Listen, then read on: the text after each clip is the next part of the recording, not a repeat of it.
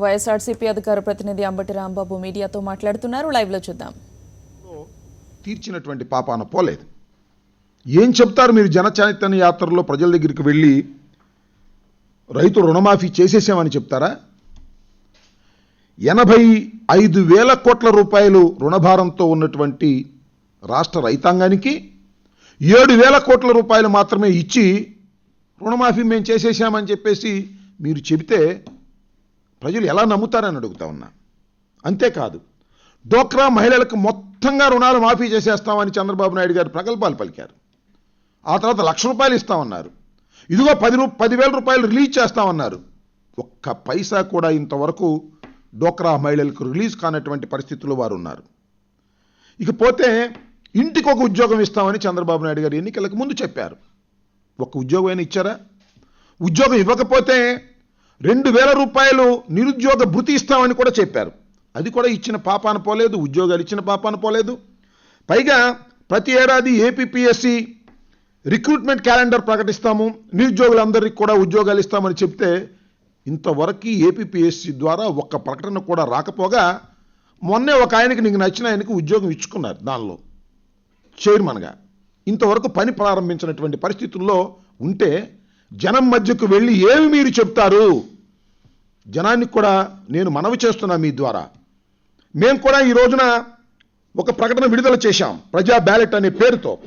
దీనిలో 100 ప్రశ్నలు సంధించాం. నేను అడుగుతా ఉన్న చంద్రబాబు నాయుడు గారిని చూడమంటున్నా. దీనిలో మనస్ఫూర్తిగా ఏదైనా ఒక్క పని కంప్లీట్గా చేసినటువంటి పాపాన పోనటువంటి మీ ప్రభుత్వం జనానికి చైతన్యవంతం కాదు నాయనా చంద్రబాబు నాయుడు గారు. ముందు మీరు చైతన్యం కావాల్సినటువంటి అవసరం ఉన్నది. ఎందుకంటే మీరిచ్చినటువంటి వాగ్దానాలను తప్పనిసరిగా నెరవేర్చే విధంగా మీరు చైతన్యం కావాల్సినటువంటి పరిస్థితి ఉన్నది. ప్రజలు కూడా ఈ చైతన్య యాత్రలో చంద్రబాబు నాయుడు గారిని చైతన్యం చేయవలసినటువంటి అవసరం ఉన్నది. చంద్రబాబు నాయుడు గారు మీరు ధరలు తగ్గిస్తా ఉన్నారు. టమాటాలు 100 రూపాయల కిలో, బియ్యం ₹1, కందిపప్పు 250 రూపాయలు పెంచేటటువంటి పరిస్థితిలో ఇవాళ ఉన్నారంటే ఇదంతా రాష్ట్ర వ్యాప్తంగా దేశవ్యాప్తంగా పెరుగుతుందని మీరు చెప్పొచ్చు. కేంద్రంలోనూ రాష్ట్రంలోనూ ఉన్నటువంటి ప్రభుత్వాలు మీవే అయినప్పటికీ కూడా మీరు ధరలను అదుపులో పెట్టలేనటువంటి వారు మీరు ప్రజా చైతన్య యాత్రలు ఎలా చేస్తారు, ఏ ముఖం పెట్టుకు చేస్తారో చెప్పాల్సిన అవసరం ప్రజలకు ఉన్నదని ఈ సందర్భంగా చెప్పదలుచుకున్నా. అంతేకాదు, కృష్ణా జిల్లాలో ఇప్పుడే ఒక సంఘటన జరిగింది. పెద్దకర్ర అగ్రహారం అనే గ్రామంలో అక్కడ పోర్టుకి ఇచ్చినటువంటి భూముల్ని ప్రైవేటు కంపెనీల నుంచి తిరిగి మాకు ఇచ్చేయండి అని ప్రజలు, రైతులు అక్కడ కోరుకుంటే వారి మీద దౌర్జన్యం చేస్తారా? ఇదేనా జన చైతన్య యాత్ర మీరు చేసేది? ప్రజలు వచ్చి వారి సమస్యలు చెప్పుకొని మా భూములు మాకు ఇచ్చేయమని రైతాంగం అడుగుతూ ఉంటే వారికి ఇవ్వకపోయారు. సమాధానం చెప్పవలసినటువంటి బాధ్యత జన చైతన్య యాత్రలో మంత్రులకు ఉంటే మంత్రులు తాబేదారులు వారిని కొట్టి మెడల్లో ఉన్న గొలుసులు కూడా లాక్కుని వారి మీద కేసులు పెట్టి పోలీసుల్ని ప్రయోగించి వారిని అణచాలని ప్రయత్నం చేస్తే ఇది జన చైతన్య యాత్రలా, జనం మీద దండయాత్రలా? ఇలాంటి దౌర్భాగ్యమైనటువంటి సంస్కృతిని తెలుగుదేశం పార్టీ ప్రవేశపెట్టడం చాలా బాధాకరమైనటువంటి విషయం. నిజం చెప్పాలంటే ఇది జన చైతన్య యాత్రలు కావు, ఇది జనద్రోహ యాత్రలు మీరు ఇవాళ చేస్తున్నారు.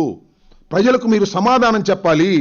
మేము వేసినటువంటి ప్రశ్నలు కూడా ఖచ్చితంగా ఒక ప్రధాన ప్రతిపక్షంగా 100 ప్రశ్నలు మాత్రమే మేము వేసాం. ఇంకా చాలా ఉన్నాయి. మీరు ఇచ్చినటువంటి వాగ్దానాలు 1 కాదు 2 కాదు. ఒకసారి మేనిఫెస్టో తిరిగేస్తే కొన్ని వేల వాగ్దానాలు ఇచ్చారు.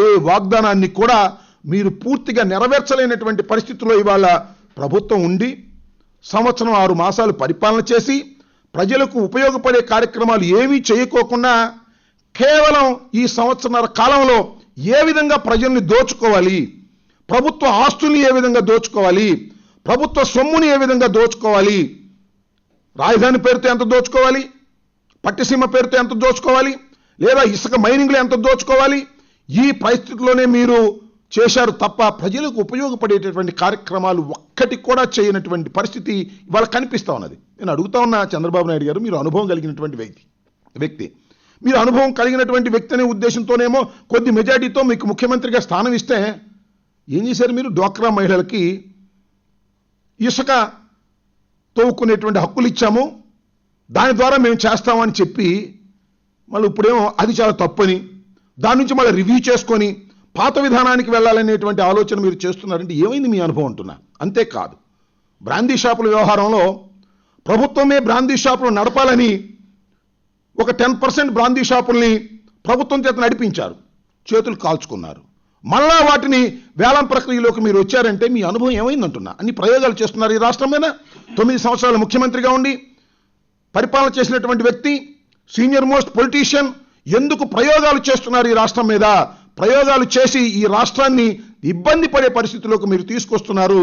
ఈ పరిస్థితుల్లో మీరు జన చైతన్య యాత్రల పేరుతో ప్రజల మధ్యకు వెళ్ళి మీరు జనానికి మోసం చేసేటటువంటి కార్యక్రమం మీరు చేస్తున్నారు. ఇది జన చైతన్య యాత్రలు కాదు, జన దోపిడీ యాత్రలుగా తయారయ్యాయి, జన ద్రోహ యాత్రలుగా తయారయ్యాయి. కృష్ణా జిల్లాలో అయితే జనంపై దాడి యాత్రలుగా తయారయ్యాయి. ఇది సరైనటువంటి పద్ధతి కాదు. ఇప్పటికైనా మీరు చైతన్యవంతం కండి.